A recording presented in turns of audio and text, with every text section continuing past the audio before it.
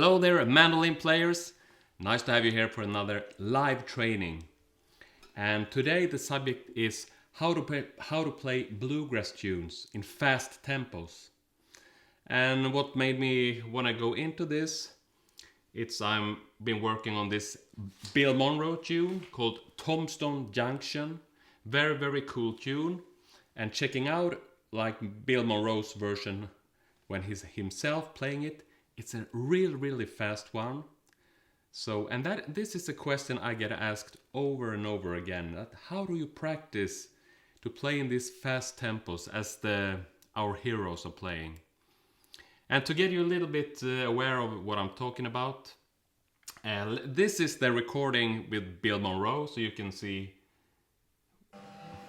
coming here. It's a YouTube version.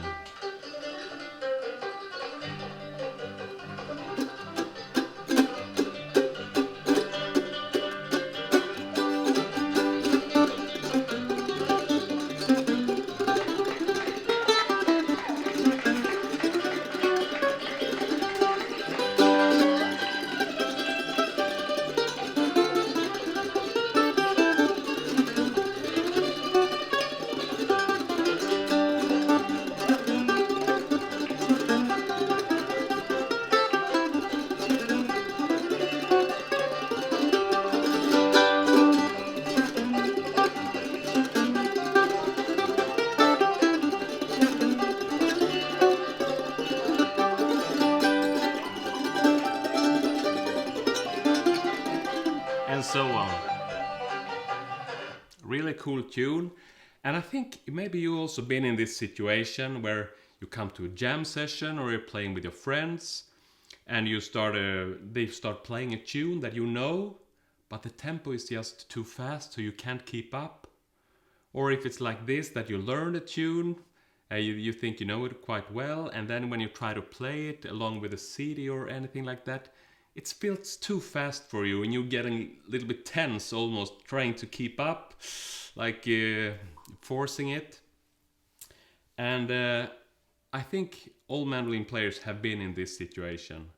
So that's also why I get this question over and over again, that how do you practice to play in these fast tempos? And that's going to bring me into three things that I'm thinking of. It's target tempo, but an ideal version and fast technique. So few tips for you today.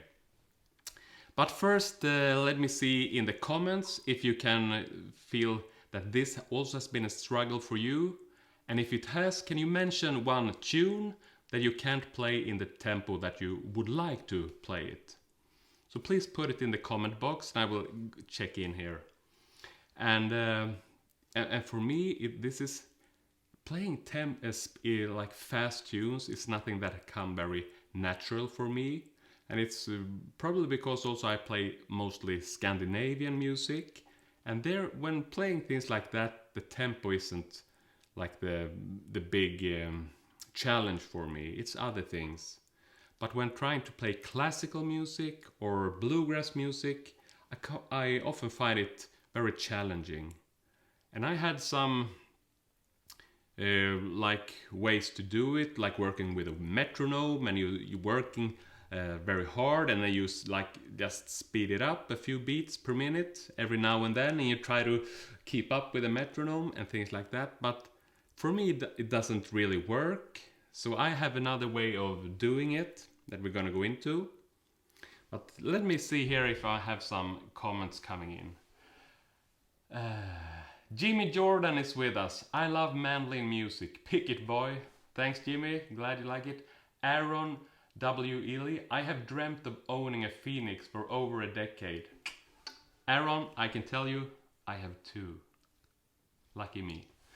Don Duggart. Don is here. Cool Don. And I'm gonna see here if I have some comments coming in from some other. I'm actually doing a multi-streaming today. So that's quite exciting for me to see if it works here.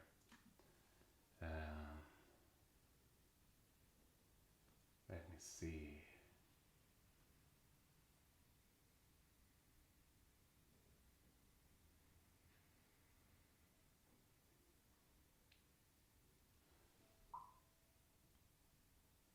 Dean Sharp is also saying, absolutely, trying to play faster tempos or even trying to play with others is tense up. Yes, and the thing is, tension, that's our worst enemy when it comes to playing fast and in these fast tempos.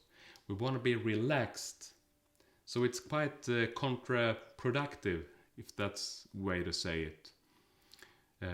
And really, what I think, just playing little bits of this Bill Monroe tune again, you can hear it.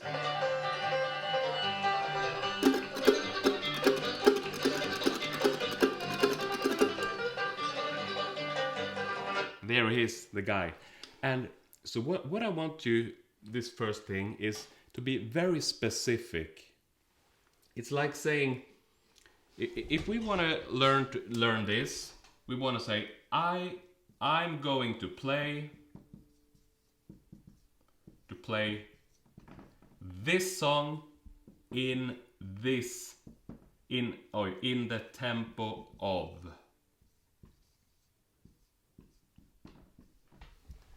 So in this case, it's like I want to play Tombstone Junction in the tempo of 308 beats per minute. I've measured Bill Monroe here. And when we can be specific like that, we can approach this on another level. It's not like I want to play this very fast or anything. That's so relative.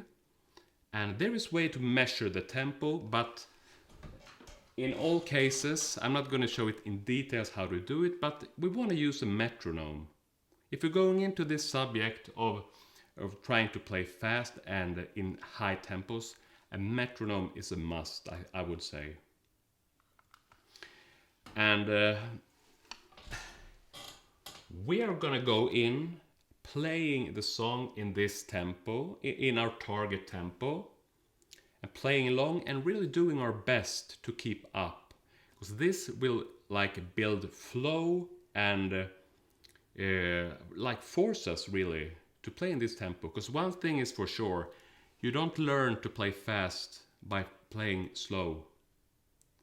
That's what I was told, that if you play something slow enough long time, you can then play it fast. It never worked for me that way. It's like saying that you learn how to run very fast by walking. It's like two different movements really. But it's still true, and that is bring me to the next thing here. This is like the ideal version. Because you want to have your ideal version of the song nailed before you're trying to play in your target tempo. So in that sense, we want to slow it down. And when I say the ideal version, that's really like that you know all the melody very solid, and now we're playing in a like more of a comfort tempo.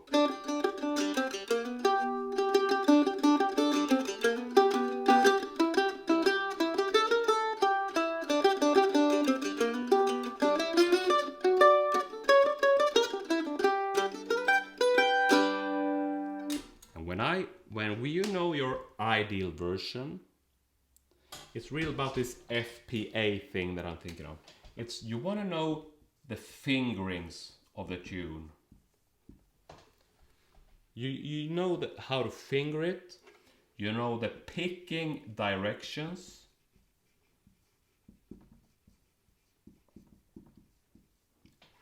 And the A stands for the articulation.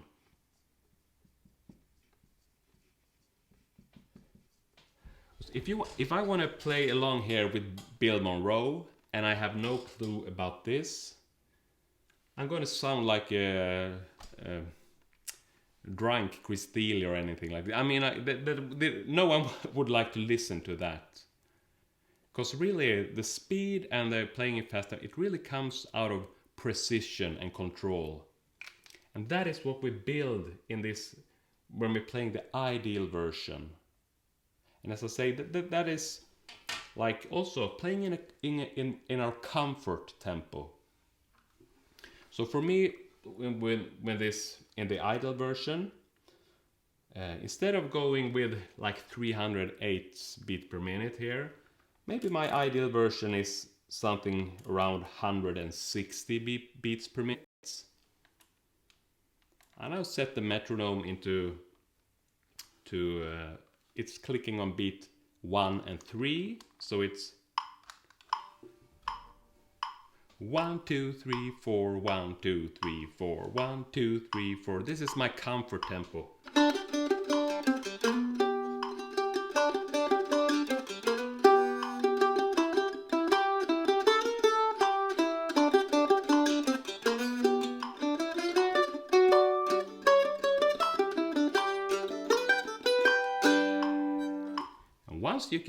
Once you really feel that you have this ideal version in place, then it's time to go into this to try to play it faster. Like the method that I learned years ago that never worked on me, that is really like playing the song in this ideal version, and then you just like pick the metronome up a little bit, and that is well, it never worked for me, or at least it was too slow. So what I suggest is then you go straight in, playing in this target tempo. And so now I put the metronome up to 308 beats per minute, like this.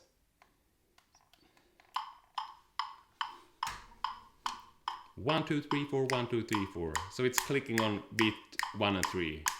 1 2 3 4 1 2 3 4.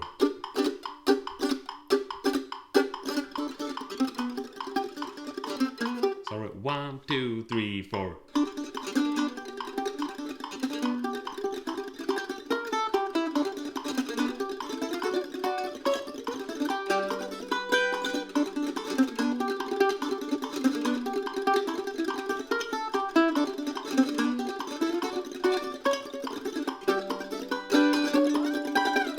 So on. And I do this to demonstrate, you see, I can't play it perfectly in this fast tempo. But that's not the point here. It's really playing in this tempo, building technique here, and getting like the flow in this tempo. You can either play along with your CD like this, or with a metronome, or at your jam session for that case. But over time, it's like you can rely the fact that if you can like play maybe 70% right of your ideal version in this target tempo, it's enough. Because it's not about nailing all the notes and playing it. It's real about keeping tempo and having the musical flow.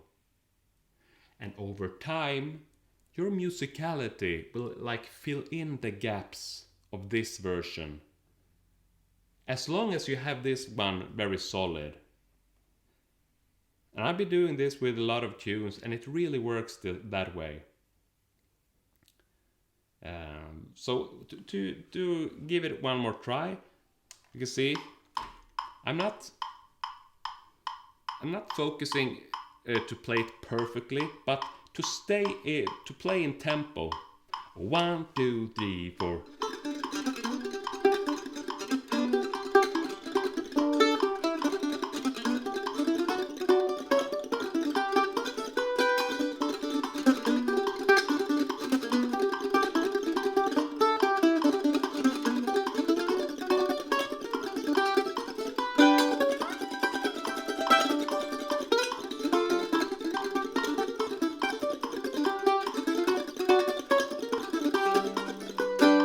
What will happen over time that these two versions will kind of meet up.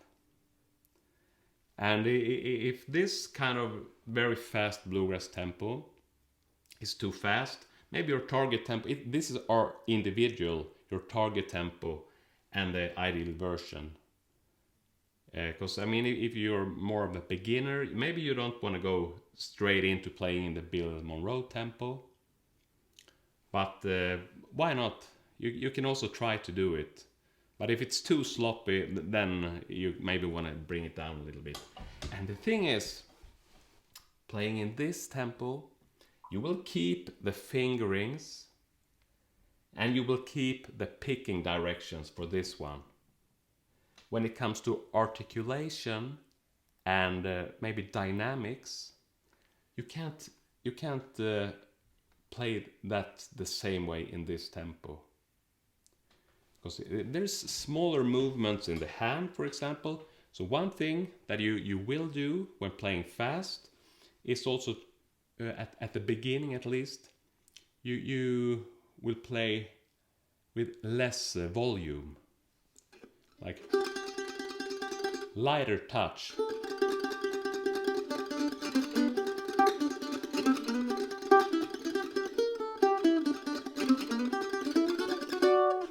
Yeah, things like that. I go check into the comment box here. I can see there was some comment coming in. So let me see what we got here.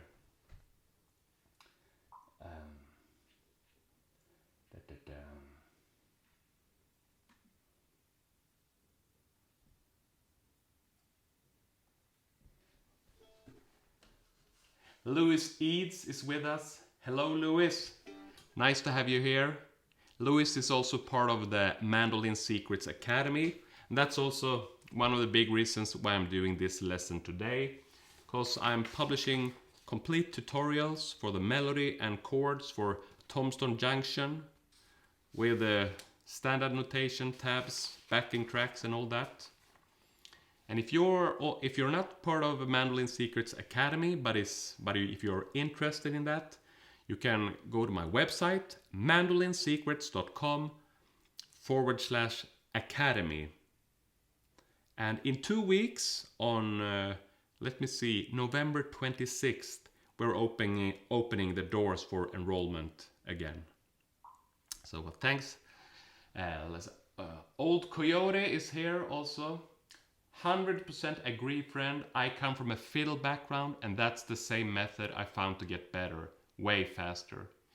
So Old Coyote has also tried this way of like, just play along and aiming for musical flow and speed. Dean Sharp is here. One problem is I start focusing on the beat or other players more than what I am playing. Very frustrating. Yeah, it's like, I think you feel frustrated about this, but if you're listening to your fellow musicians, that's also a very good thing, Dean. So I mean, you have also played with musicians that don't listen at all at what others are doing, just listening to themselves, and in the long term it's not the kind of persons that you play for over and over again. So if you feel it might be a little problem, but also good thing you're taking in the other musicians and all that. Laurie is here. I liked when you said you can't learn to run unless you run in an audience. That's a great tip. Yeah, Laurie Betke points out there that you can't learn to run if you don't run. It's not like walking very fast. That's a little bit about this method of like you're finding your version of the song when you're playing, you're walking, and if you're just trying to force yourself to walk a little bit faster, that is a little bit how it works if you're only like turning up the metronome every now and then. So a better method is to actually get yourself running and your feet will catch up. Charlotte is with us. I usually try the ramping up method, but I agree that it can't be too slow. Going to try this and looking forward to learning. TJ, the Tombstone Junction. Charlotte is also part of the academy. Yes, try the I think ramping up is what I'm the method I'm telling by like only like turning the metronome up a little bit, but give this a try, Charlotte, and I can guarantee that it's a better way to do it actually. And it's really like maybe you're like ramping up your ideal version a little bit. But just imagine if I would go from 160 beats per minute to 308 by ramping up a little bit day by day. It will probably take me, well, you can count yourself, months, half a year. And the thing is, it's the worst feeling almost if you're at a jam session or playing with friends and you can't keep up. So what we are learning straight away is to keep up, even if it's not perfect. And I tell you, if you're listening to Bill Monroe's version of this, he's not the most clean player, right? So you can come quite a long way also if you're not nailing it perfectly. So and that is better, I think. Then you're part of the game. What is this word? You're playing with the others and participating. So yes, thanks for all the comments here. Let me see. So the third part of this is what I call fast technique. And that is, you also want to build your technique in this very fast tempos. That's how I do it. For example, we can agree that I can't play this melody perfectly clean at this high tempo. But then I'm gonna investigate, what can I play very clean and smooth in this tempo? And it's gonna be simplified things, but it really can build our fast technique. Because the fast technique is a little bit different than when we're playing in mid-tempos. Maybe we're relying very much on the downstroke, having a very good sounding tone. Things like that. But the fast technique, it's very small movements, very fast action. So again, I'm to 300 beats per minute here. And the first thing you want to control, can you play this alternate picking?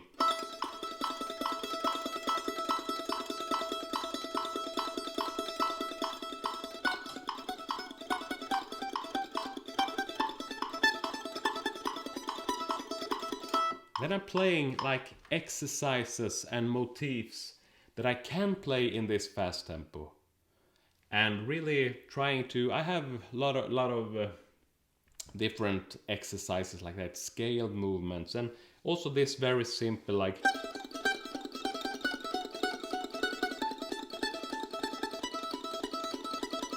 And I tell you, if you can't play these simple things in the fast tempo, you can never play the melody there. It's this motorical movements, that's not the good, like mechanical movements going on when playing mandolin, right? And we want to get this like very.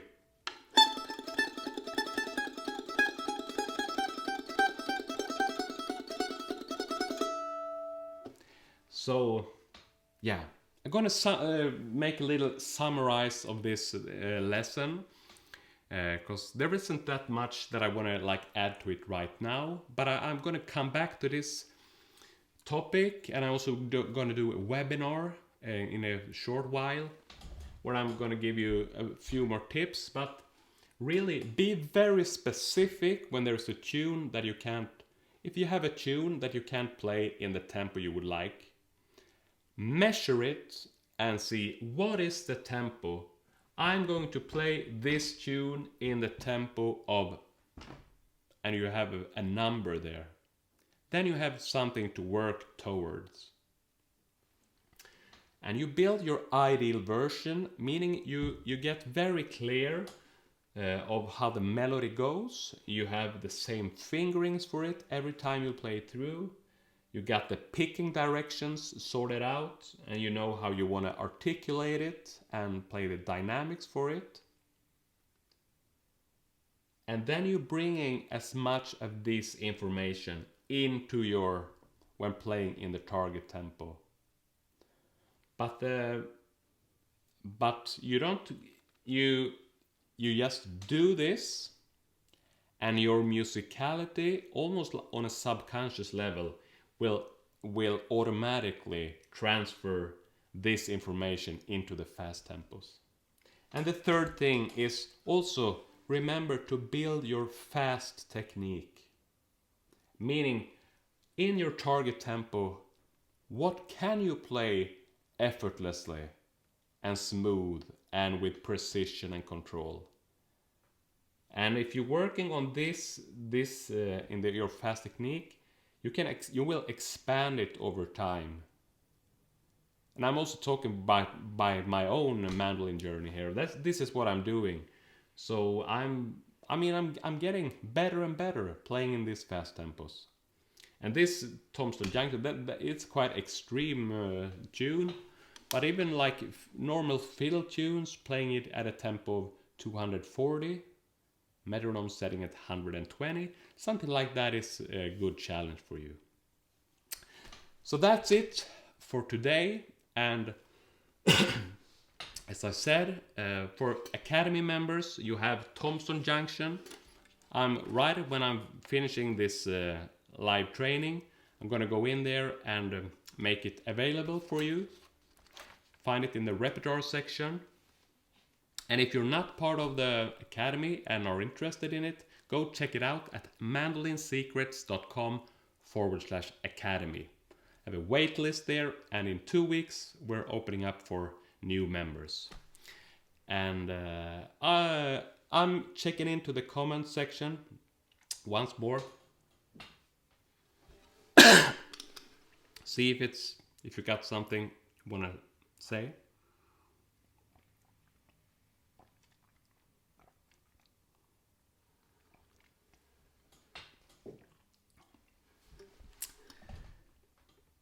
Yeah, Laurie's with me. Another great lesson. Thank you, Laurie. Ian, yes, we'll give this a go. Thanks, Ian.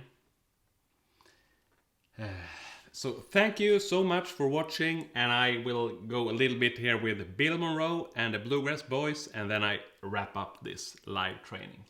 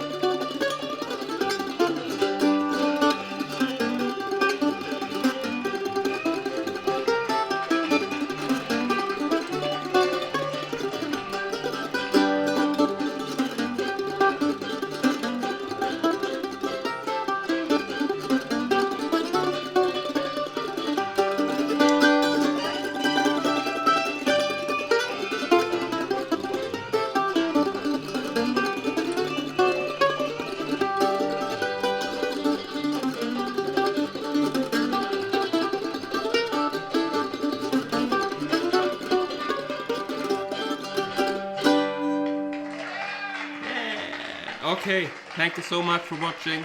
Bye. And in next week, I'm doing another Facebook Live session.